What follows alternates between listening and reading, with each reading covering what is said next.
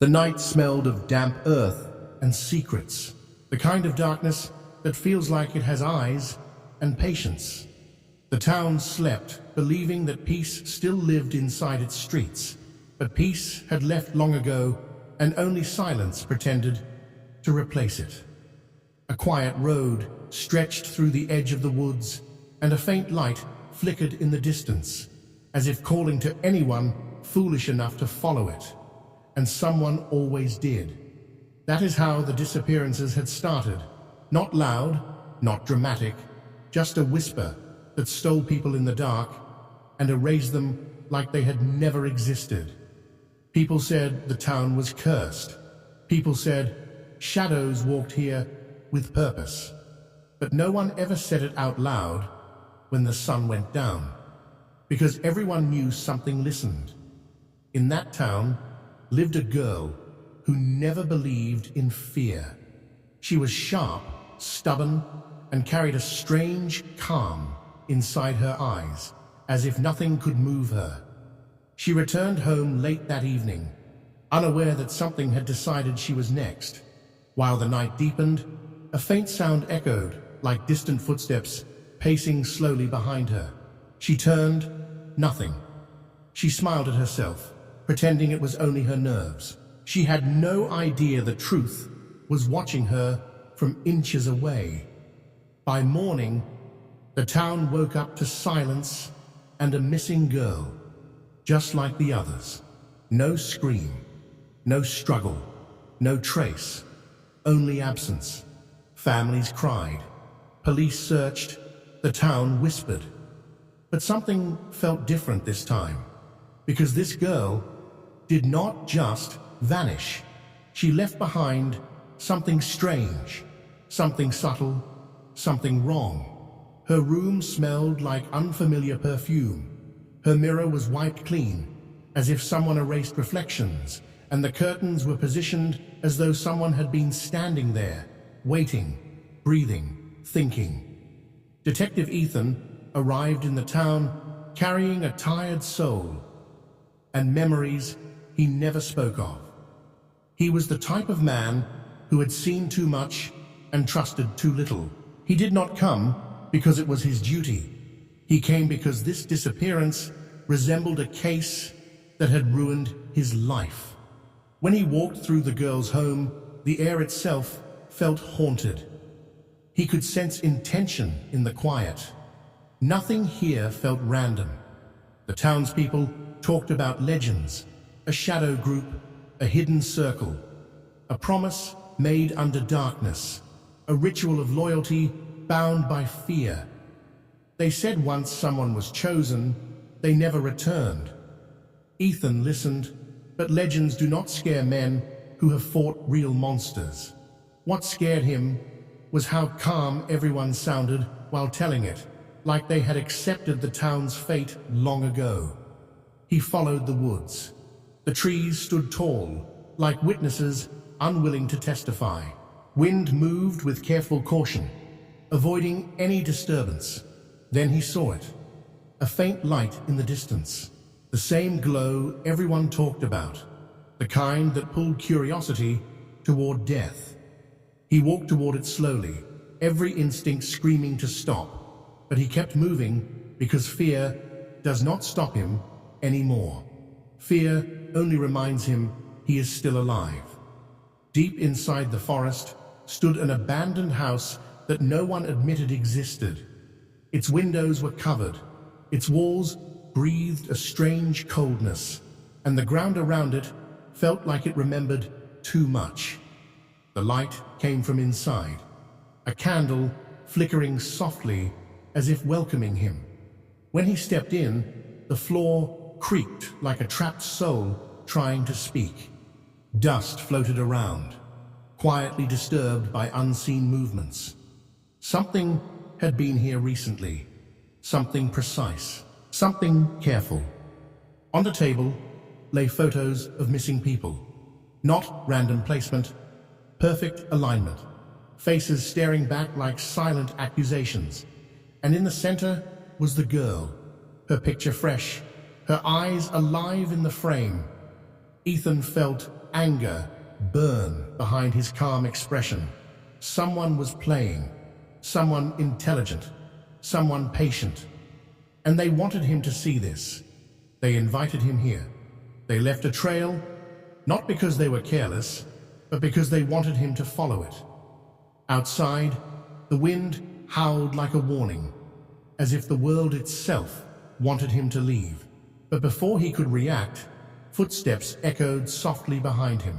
Slow, confident, watching him exactly like prey is watched by its hunter. Ethan turned quickly, but there was no one. Only silence smiling in the dark. That silence felt alive. That silence had teeth. The missing girl was not dead yet. Ethan could feel it, not because of evidence, but because someone wanted the story to continue. Someone wanted the town to stay afraid. Someone wanted control. And fear is the most loyal servant. He left the house with more questions than clues, but with one certainty. This was no random crime. This was an organized shadow slicing the town one soul at a time. He did not know that while he searched, someone else was watching him. Eyes followed him through hidden corners and unseen spaces. A voice whispered his name somewhere he could not hear. Plans were already made. The game had already started, and every piece was moving exactly where it was meant to. Night returned again. Streets emptied. Doors locked earlier than usual. Mothers prayed. Fathers pretended to stay brave. Children tried to sleep, but something outside refused to let dreams in. And somewhere in the dark, the missing girl breathed quietly, waiting, terrified yet defiant, refusing to break. She did not cry, she did not beg, because she knew if she broke, the town would fall with her.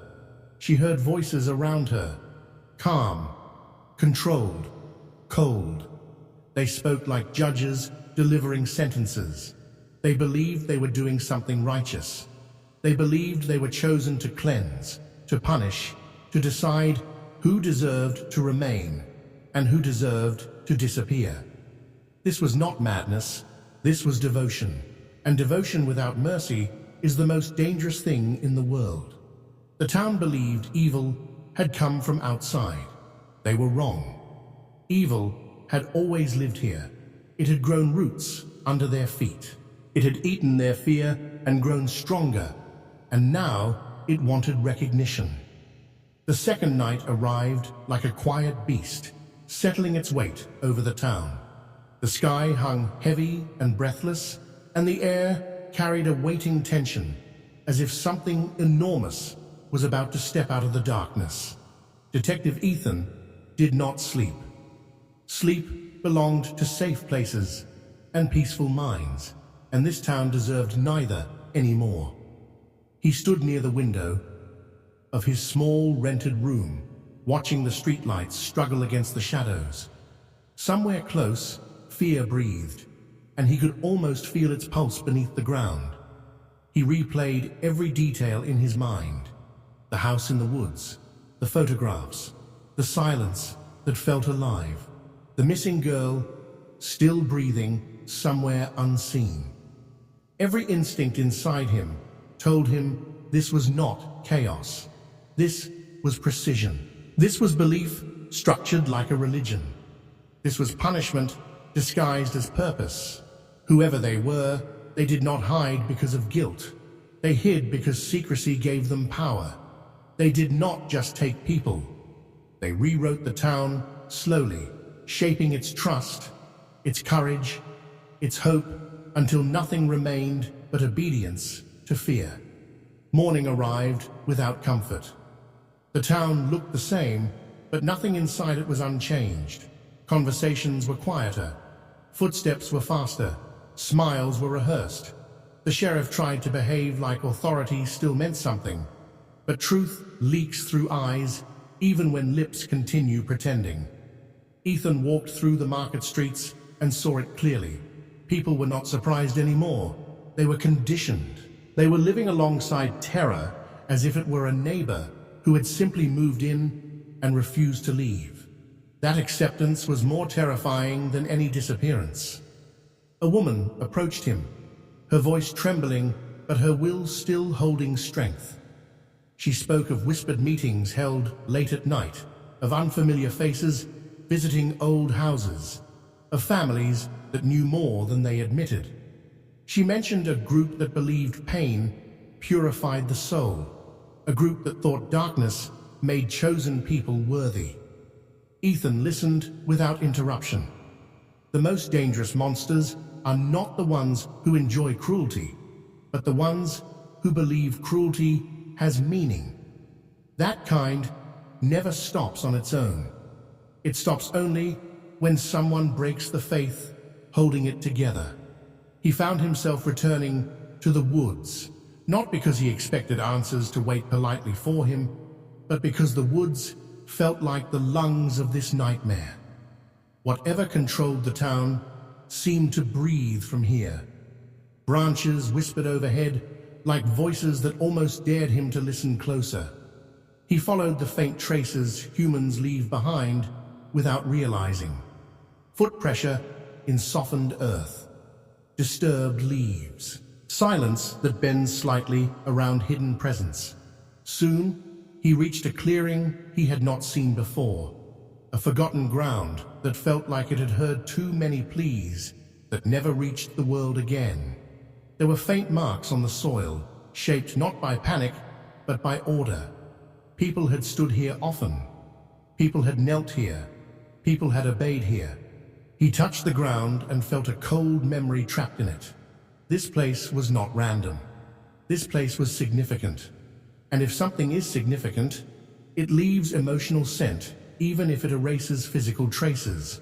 Whoever led this wanted control over hearts, not just bodies.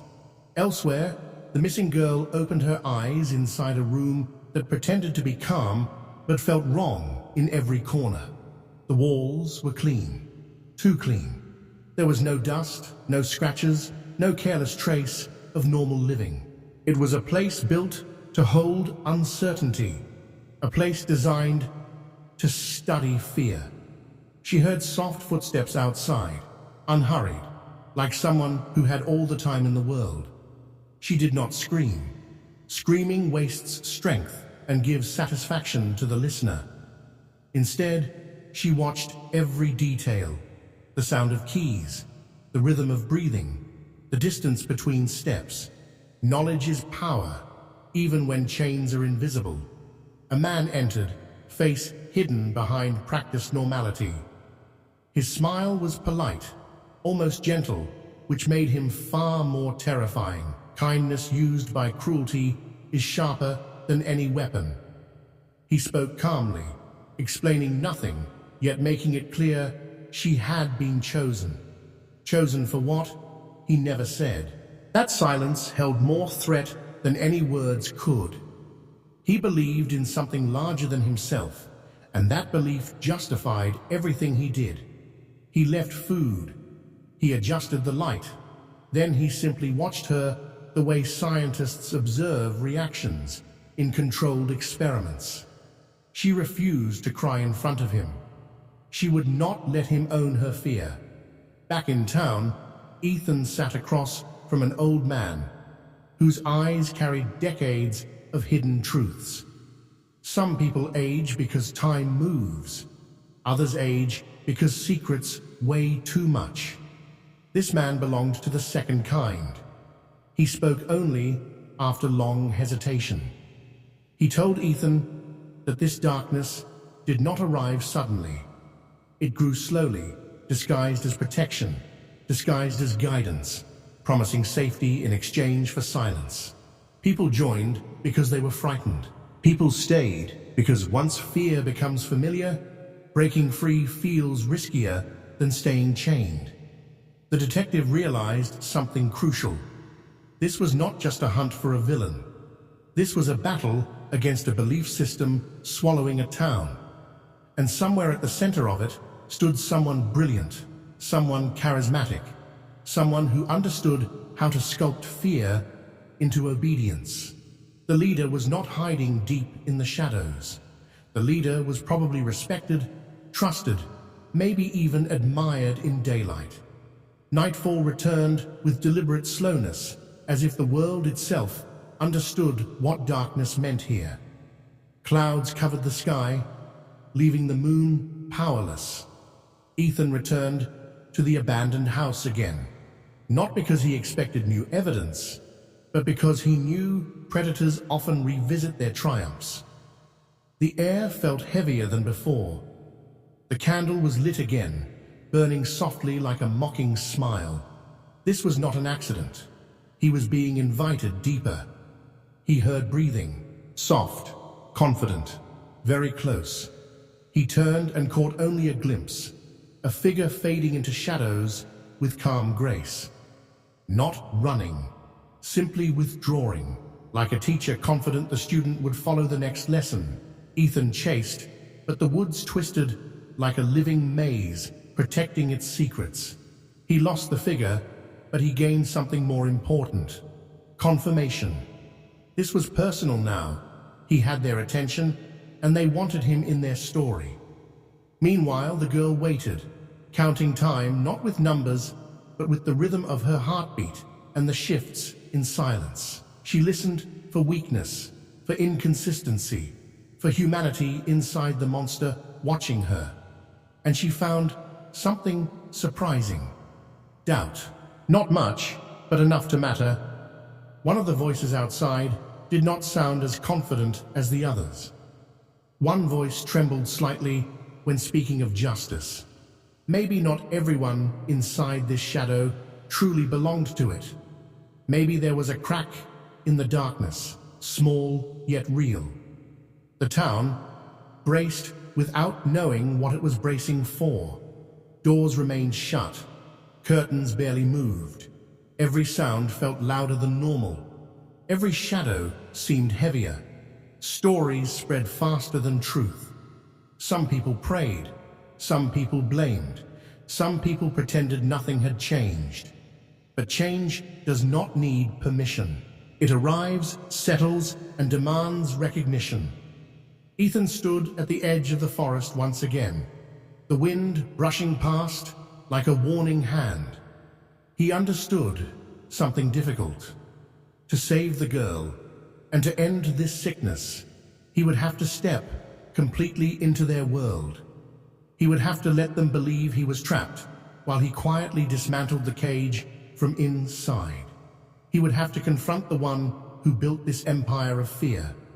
And deep inside the darkness, the real mastermind smiled, unseen, untouched, calm as a god that believed the world already belonged to them. The game was moving exactly as planned, or so they thought. The night held its breath. The town waited. The girl endured. The detective prepared, and the shadow circle tightened its grip, unaware that the chain it trusted the most was already beginning to crack. The story was far from over. It was only reaching the point where truth starts burning and masks begin to melt. The third night did not arrive quietly this time. It crawled in like something alive, dragging cold breath along the ground, filling every doorway and window with a feeling that made even brave hearts step back. The town no longer pretended. Fear was not a rumor anymore. It was a resident.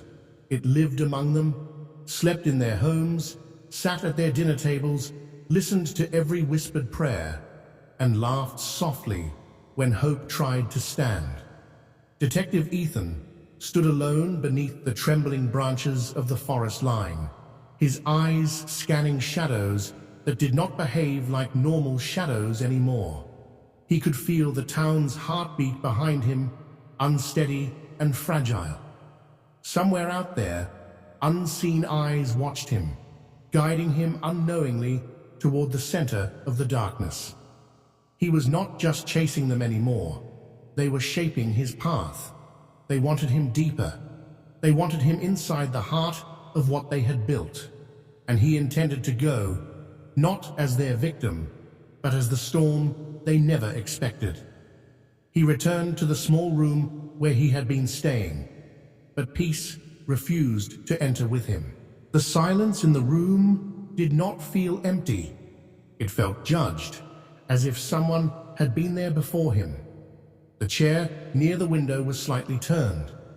The curtain carried the faintest scent of unfamiliar presence, and on the table something rested that had not been there earlier, a folded paper. No markings on the outside, no dramatic threat carved onto it, just quiet confidence. He opened it slowly, knowing that whatever waited inside was meant to crawl beneath his skin. The first line was not a warning, it was a greeting, calm, polite, almost warm. It spoke as if the writer and Ethan were old acquaintances destined to meet. It said he was doing well. It said he was close. It said the girl was safe, for now. And it said something else far more dangerous. It said this was not about the town anymore. This was about him. This was about finishing something that had begun long before he arrived here.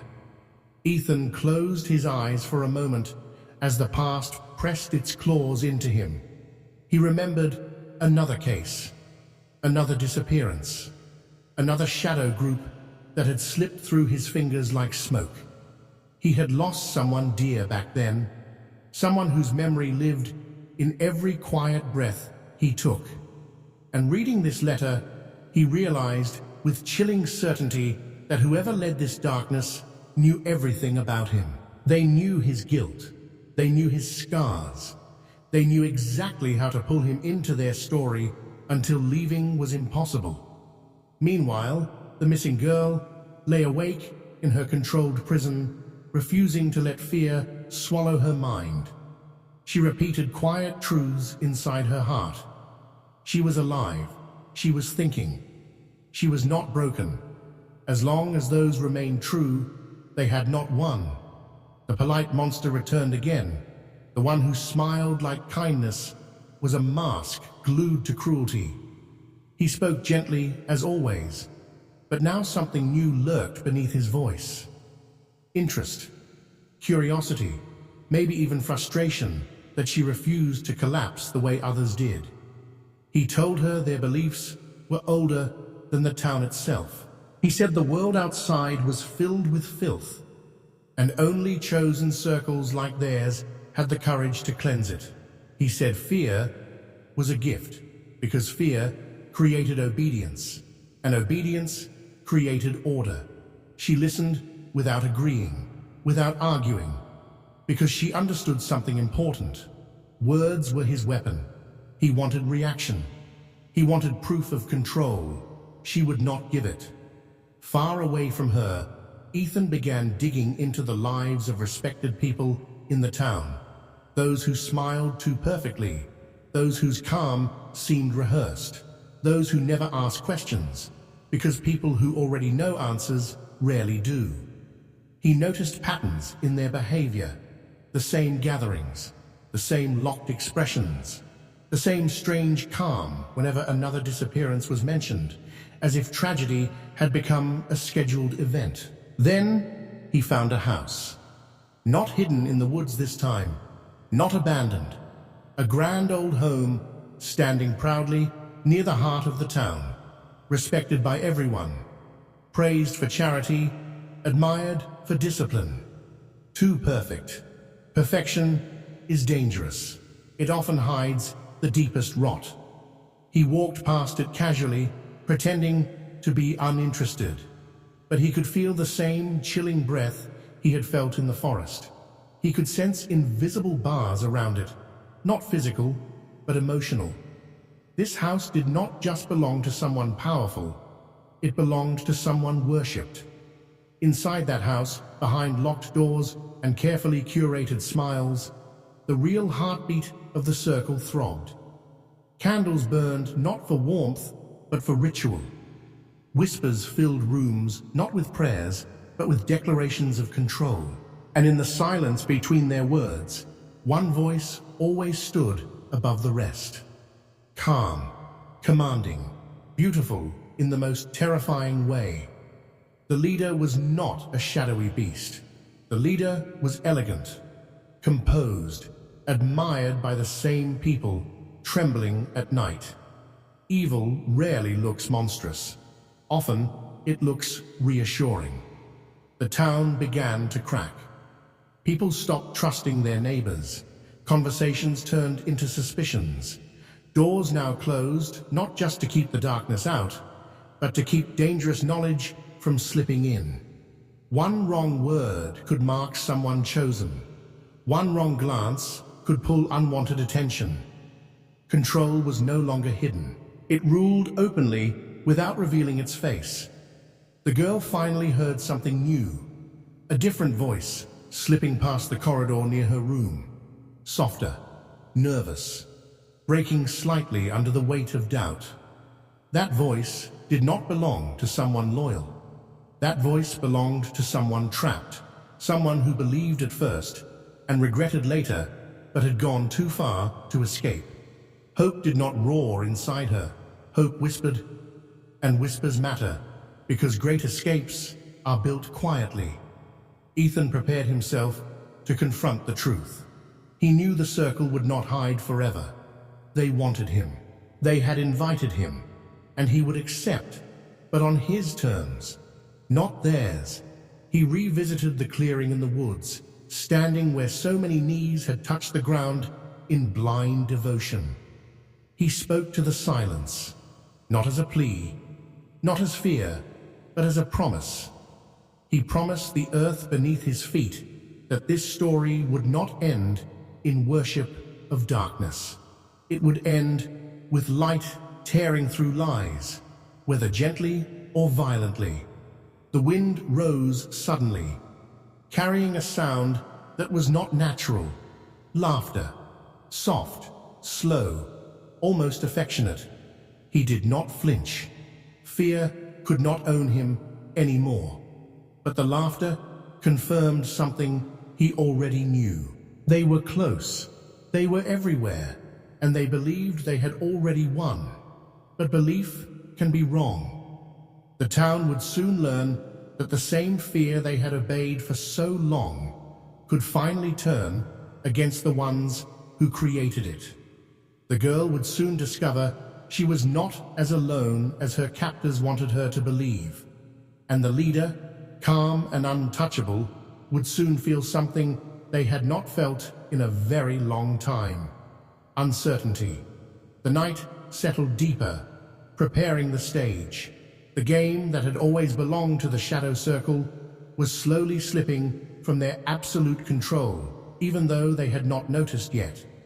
And somewhere, hidden in both darkness and courage, fate took a slow breath, ready to push everything toward the point where no one could turn back.